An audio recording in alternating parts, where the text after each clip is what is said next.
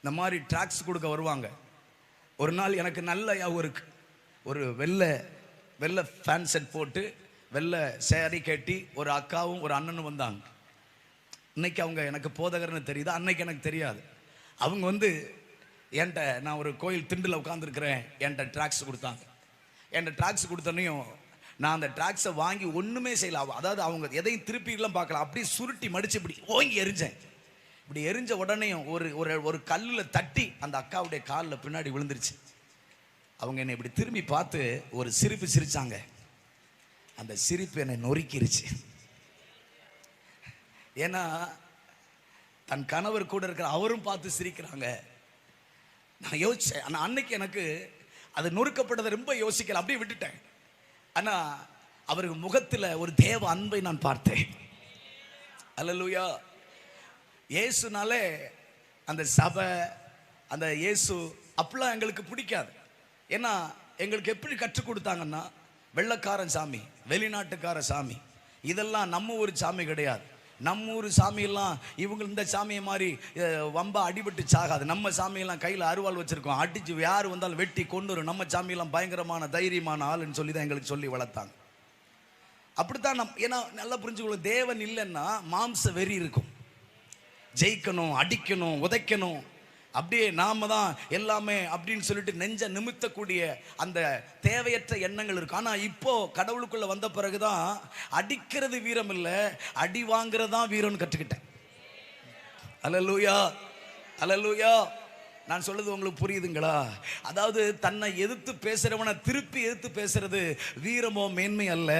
எதிர்த்து பேசுற மனுஷனுக்கு முன்னாடி மறுபடி எதிர்த்து பேசாம அந்த இடத்துல அமைதியா போனா அங்கதான் தேவனுடைய வீரம் செயல்படுது. சொல்லுங்க அல்லேலூயா.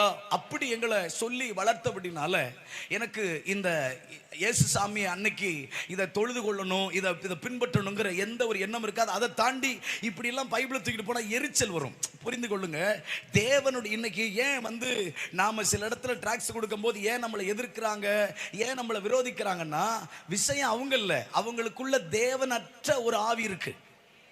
அல்லேலூயா, அல்லேலூயா. நீங்க யோசிச்சு பாருங்க, எங்க ஊர்ல இன்னைக்கும் சில ஆண்டவர் அறிஞ்சவங்க யாராச்சும் அந்த மாலை போட்டிருந்தாங்களா அவங்கள பார்த்தா சோத்திரம் சோத்திரம் சோத்திரம் சோத்திரன்னு போட்டு போவாங்க. ஏங்க நான் சொல்றேன், நான் மாலை போட்டிருக்கும் போது என்ன பார்த்து ஏசப்பா சோத்திரம் சோத்திரம் விலகி போயிருந்தா நான் இப்படி உள்ள வருவேன்? சொல்ல மாட்டீங்களே. அல்லேலூயா. அன்னைக்கு அவர் என்ன பார்த்து வெறுக்கல, அன்னைக்கு அவர் என்ன பார்த்து இது இவன் இப்படி இருக்கிறானேன்னு சொல்லல. அவர் என்னை பார்த்து அவர் மனதுருகினார். அல்லேலூயா. கவுனிங்க, அப்படிதான் என்னுடைய வாழ்க்கை அமைந்திருந்தது. எங்க ஊர்ல ஒரு சபை இருக்கு. அந்த சபைக்கு முன்னாடி ஒரு பெரிய கிரவுண்ட் இருக்கும். அங்கதான் நாங்களாம் கிரிக்கெட்டு, பம்பரம், இந்த கோழிக்காலாம் விளாடுவோம். அப்படி விளாடும் போது என் நண்பன் ஒருத்தன் என் கூட படிக்கிறவன், அவன் சபைக்குள்ள இருந்து கேக்கு, சேவு, டீ, கடுண்டீலாம் இருக்கு இல்லையா, அங்க சபைக்குள்ள இருக்கும். அதை அவங்க மீட்டிங் நடக்கும்போது அதான் போட்டு தருவாங்க. அப்ப நாங்க வெளியில் விளாண்டுட்டு இருப்போம், அவன் கொண்டு வருவான் என் ஃப்ரெண்டு. உடனே அவன் சொல்லுவான், டேய் மஹிந்திரா, எங்க அப்பா உன்னை உள்ள கூப்பிடுறாரு அப்படின்னு அவன் சொல்லுவான். அந்த திலீப் குமார் சொல்லுவான். உடனே நான் சொல்லுவேன், செத்தாலும் சாவண்டா, சர்ச்சுக்குள்ள மட்டும் வரமாட்டேன். யாரை பார்த்து சர்ச்சுக்குள்ள கூப்பிடுறா, நாங்களாம் யார் தெரியுமா அப்படின்னு அவனை மிரட்டுவேன். உடனே அவன் அப்பாட்ட போய் அவன் சொல்லுவான், வரமாட்டேங்கான் அப்படின்னு சொல்லிட்டு சர்ச்சுக்குள்ள போக மாட்டேன். ஏன்னா அதனால் அங்கிருந்து வரக்கூடிய டீயை குடிப்பேன், சேவை தும்பேன், கேக்க தும்பேன், எல்லாத்தையும் தும்பேன். ஆனா உள்ள போக மாட்டேன்.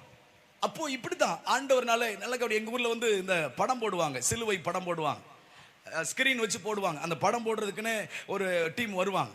அப்படி வரும்போதெல்லாம் நான் கூட 4 பசங்களை என்ன மாதிரி கொஞ்சம் மோசமாக அலைகிற பசங்களாம் கூப்பிட்டுட்டு அவங்கள கூப்பிட்டு கல் எடுத்துக்கிட்டு தூரத்துலேருந்து எறிவேன். அந்த ஸ்கிரீன்லேயே டம்முன்னு எறிவேன்.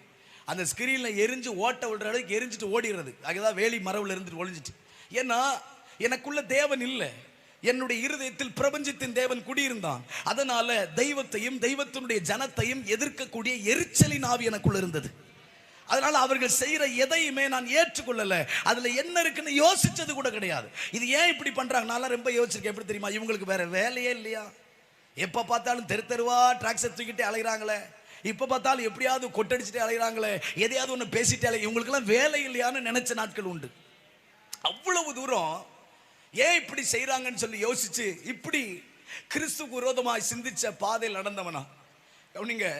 எல்லா இறக்கத்தோடும் சொல்லுவேன், இது ஒரு பக்கம் விக்கிரகம், ஒரு பக்கம் இயேசுவை எதிர்க்கக்கூடிய ஒரு வாழ்க்கை, ஒரு பக்கம் என் வாழ்க்கையில் அவலட்சணமான பாவங்கள். பாவத்துக்கு அளவே இல்லை. தேவன் இல்லாத ஒரு மனுஷனை எப்படி நம்ம ஆண்டவர் ஒருத்தரை நல்லா ஒர்ஷிப் பண்ணக்கூடிய நல்ல கிருபையை கொடுத்து, ஒருத்தருக்கு நல்ல பிரசங்கக்கூடிய கிருபை கொடுத்து, ஒருத்தர் நல்லா ஜெபிக்கக்கூடிய கிருபை கொடுத்து, எப்படி ஆண்டவர் ஒவ்வொருத்தரையும் ஒவ்வொரு வித்தியாசமா பயன்படுத்துறாரோ, பிசாசும் அதே மாதிரி தான் ஒருத்தங்களை நல்ல பாவத்திலே அசுத்தத்திலே கொண்டு வந்து, இச்சையான பாவத்தில் ஒருத்தவங்களை குடிக்க வச்சு, ஒருத்தவங்களை மற்றவங்களை அடிக்க வச்சு, கொலை செய்ய வச்சு, அவனுடைய அழைப்பை சிலவருக்கு கொடுக்குறான்.